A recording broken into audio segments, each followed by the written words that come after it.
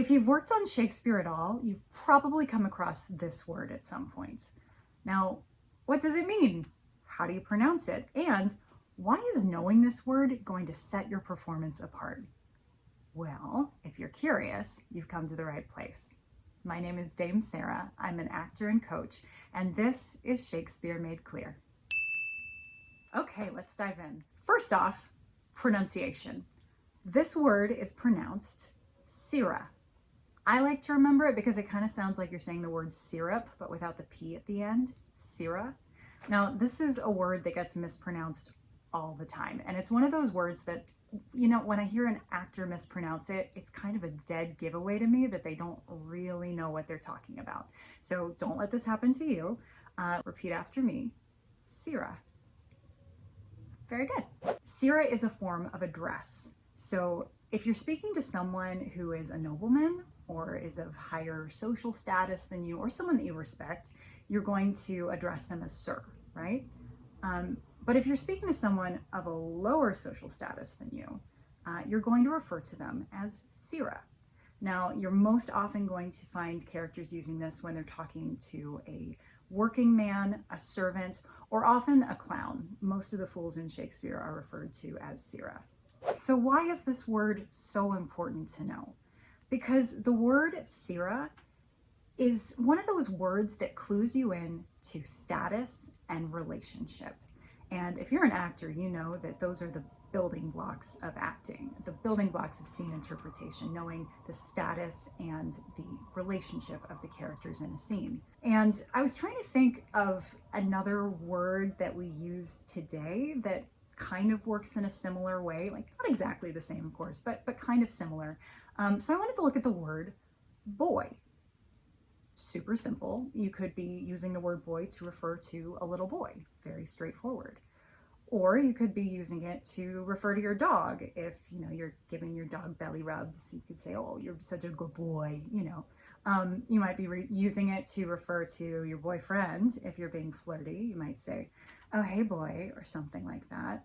You could be talking about your guy friends if you're a guy and say, oh, that's my boy, or I'm going out with my boys tonight. But at the same time, it's also really offensive to call a grown man that you don't know super well boy. Like, just think if you're referring to your waiter as boy. That's kind of a mean thing to do, right?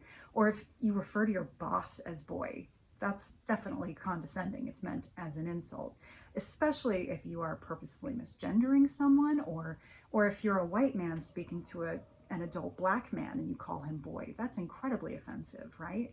So we have this one word, but all of these almost completely different meanings, different connotations to it, depending on how you're using it, depending on the context and the relationship between the people that are saying it. The word Sirrah, kind of like that. So now I want to look at a few examples of how it's used in Shakespeare's plays. First, we have Hamlet.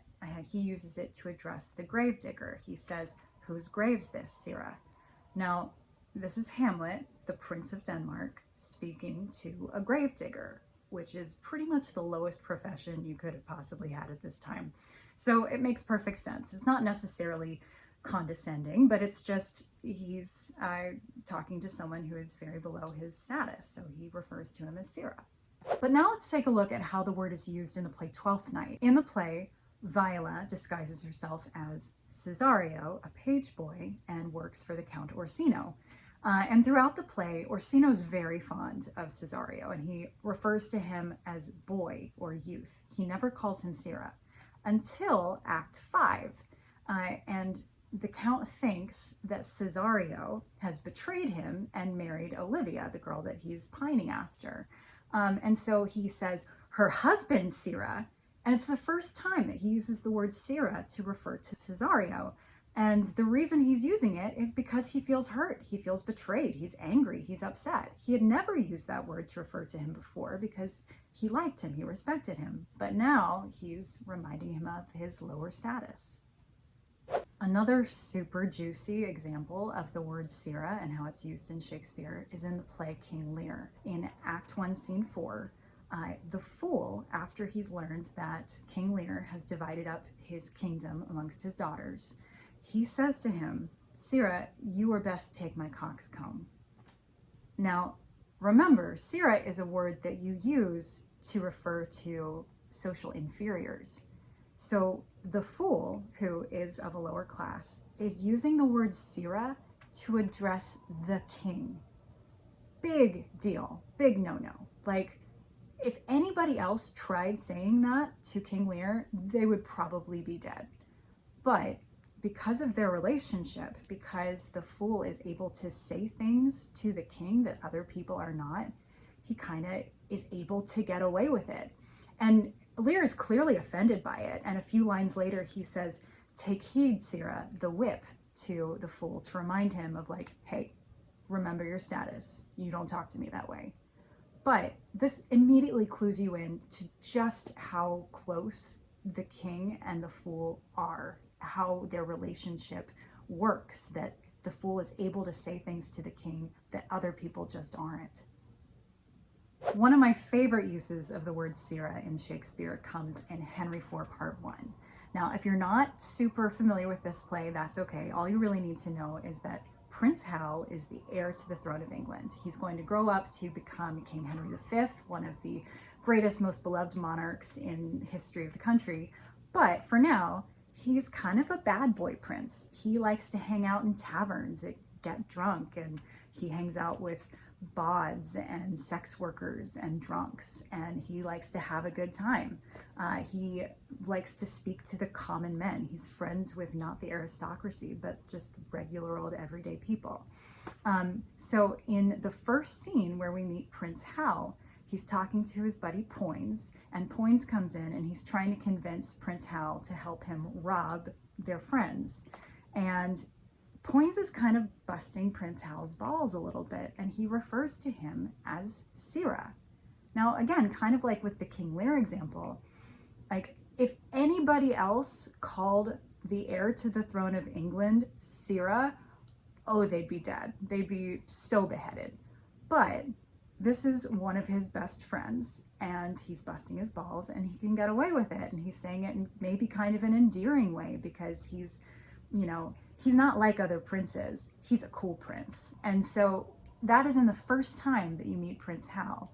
And so you immediately learn just from this interaction the kind of prince that Prince Hal is. I think that's so juicy and so delicious. And these are only a few examples. There are so many more. So where have you run into the word Sirrah in Shakespeare? And what did it tell you about relationship and status? Please let me know in the comments below. I'm so curious. I just love talking about this because we're discussing one word, right? One word, Sirrah. And if you didn't know what this meant as an actor, you might have missed all of these gorgeous, delicious moments. But now you know what it means, and you're going to be able to make a meal out of those moments, and the audience is going to be able to enjoy them too. So I really enjoyed this. If you enjoyed it, you should probably check out my video on you versus thou. It covers some similar ground. And if this was helpful, hit that like and subscribe button. We really appreciate it here. And yeah, I'll see you next time. Thanks so much. Bye.